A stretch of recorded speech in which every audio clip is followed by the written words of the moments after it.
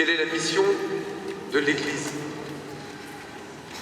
Quelle est la mission principale, essentielle, qui définit l'Église que nous sommes ici à Rambouillet, l'Église qui est partout dans le monde, à la tête de laquelle se trouve le Christ?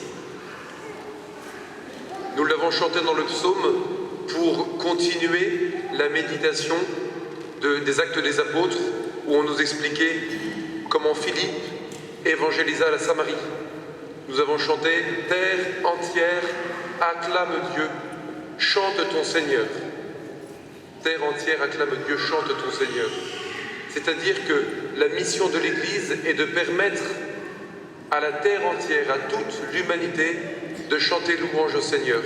Car c'est sa vocation, car c'est son salut, car c'est son bonheur. Mais il ne suffit pas pour cela de le chanter, même avec des polyphonies sublimes dans notre Église. Il faut encore lui donner l'occasion, aider nos frères de tout peuple, de toute condition, à pouvoir adresser une digne louange à Dieu. Et pour cela, Dieu veut compter sur nous. Il veut compter sur ceux qu'il envoie. Notez que nous l'avons vu dans toutes les lectures, les Actes des Apôtres. Philippe évangélise la Samarie. Pierre nous dit que notre vie, que nous soyons toujours prêts à rendre témoignage de l'espérance qui est en nous, avec crainte et douceur. Et puis l'Évangile où le Seigneur nous dit qu'il nous enverra l'Esprit de vérité.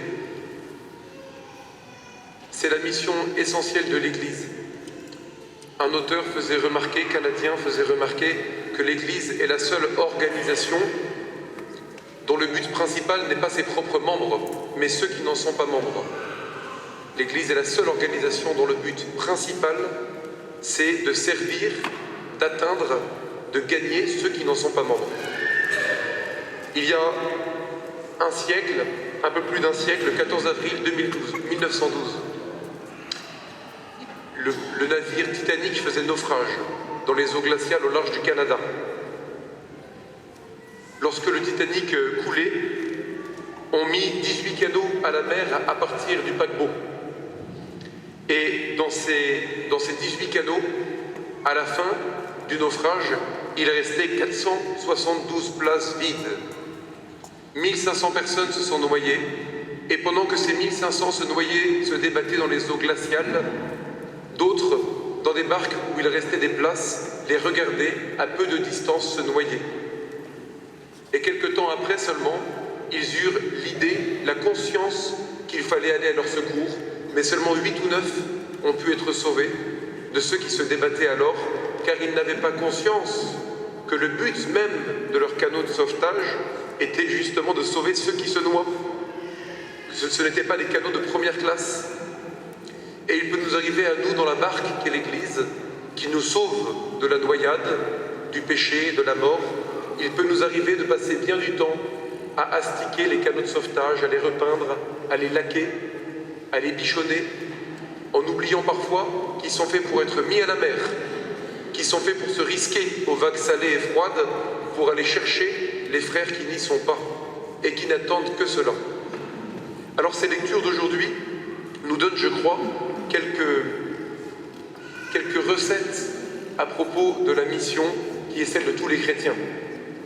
Inutile de nous rappeler, une fois de plus, que missionnaire n'est pas un mot qui définit un métier, une spécialisation de quelques prêtres, religieux, religieuses, qui dans l'Église partiraient au loin pour gagner de nouveaux peuples, pour gagner de nouveaux cœurs.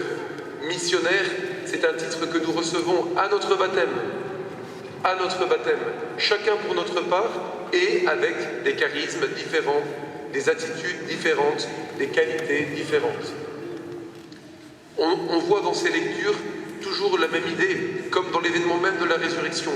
D'abord, la résurrection puissante du Seigneur, mort pour nous, ressuscité pour nous.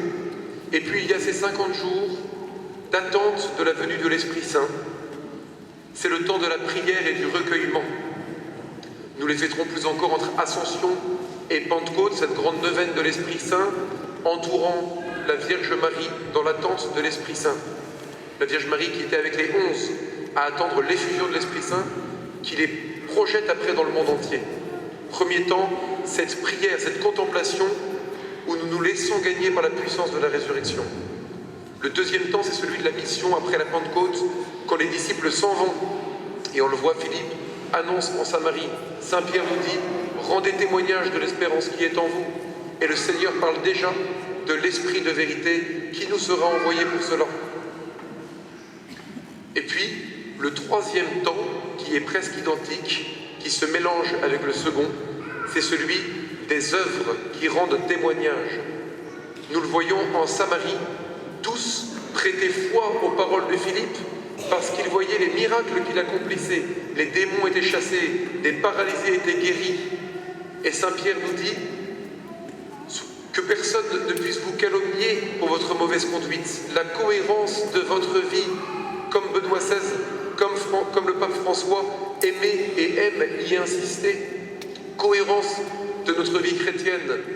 Nous ne pouvons pas prétendre être les disciples de celui qui est l'amour et dire que c'est notre joie et même vouloir parfois le partager à d'autres si notre vie n'est pas cohérente avec cela, si notre vie n'est pas transformée, comme nous l'avons dit dans l'oraison d'ouverture de la messe, n'est pas transformée par l'impact de la mort, de la résurrection du Christ, manifestation et présence de son amour dans notre vie. Nos œuvres, s'agit-il de miracles? Eh bien, si nous n'avons pas la foi suffisante, c'est sûrement parce que nous ne les demandons pas. Le Seigneur accorde encore des miracles aujourd'hui à ceux qui les lui demandent, lorsqu'ils veulent proclamer son nom, qu'ils supplient de faire merveille, de montrer sa puissance même par des œuvres. Le Seigneur l'accorde en bien des pays du monde.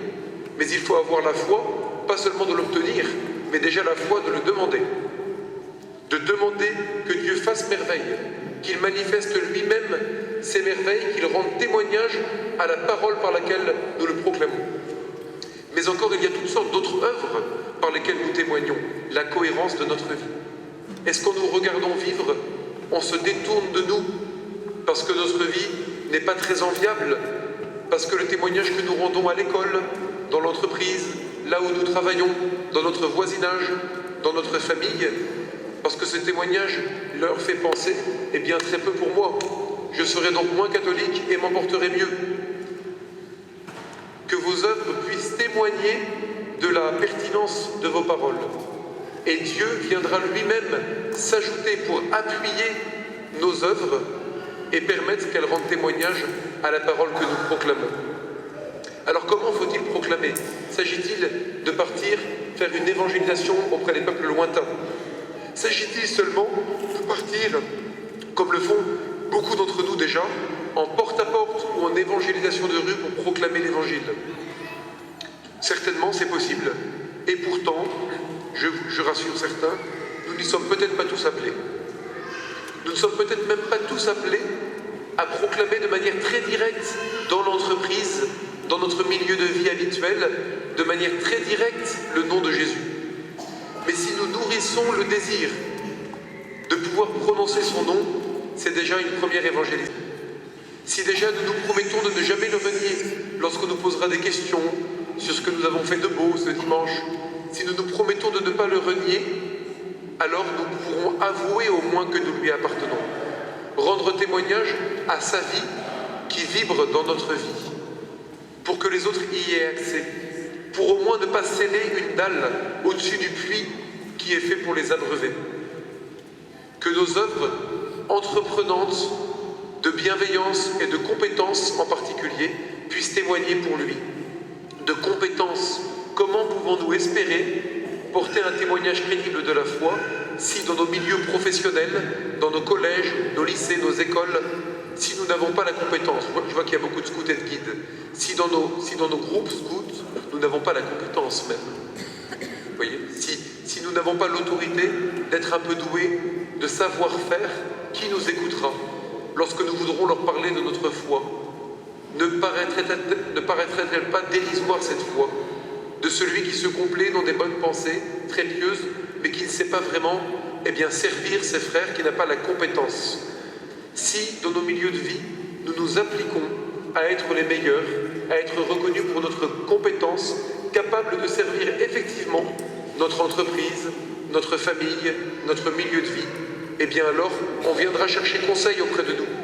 Et le nom du Seigneur pourra apparaître en filigrane ou même explicitement dans nos conversations. Et puis de bienveillance, bien sûr. Si nous nous montrons mesquins, si nous nous montrons même cruels avec nos subordonnés dans l'entreprise, en particulier, avec nos collègues, avec nos supérieurs, dans la critique, dans la médisance, eh bien qui croira, qui viendra chercher auprès de nous la révélation de l'amour plus grand que ceux qu'on trouve sur terre? Il faut bien que nos paroles, que nos regards, que nos bienveillances, que nos vies de famille portent témoignage d'elles-mêmes. Alors, il sera dit, comme des peuples de Samarie, qu'ils vinrent écouter Philippe parce qu'ils découvraient, à la puissance des actes que Dieu faisait par lui, ils découvraient que ses paroles étaient vraies. Ces actes rendaient témoignage, donnaient toute la cohérence de la parole qu'il proclamait. Demandons, dans ce temps d'attente imminente de l'Esprit Saint, demandons au Seigneur ceci, de faire l'expérience de sa mort et de sa résurrection, dans une vie recueillie par instants, capable de silence, pour nous laisser gagner par cet amour, pour que grandisse le désir que cette vie déborde de nous. Demandons cette grâce encore de savoir témoigner, parler de lui, et puis demandons encore cette grâce que toute notre vie témoigne en actes, soit un témoignage rendu à nos paroles. Alors le Seigneur nous fera cette grâce de proclamer son nom pour le salut, le bonheur et la joie de nos frères. Amen.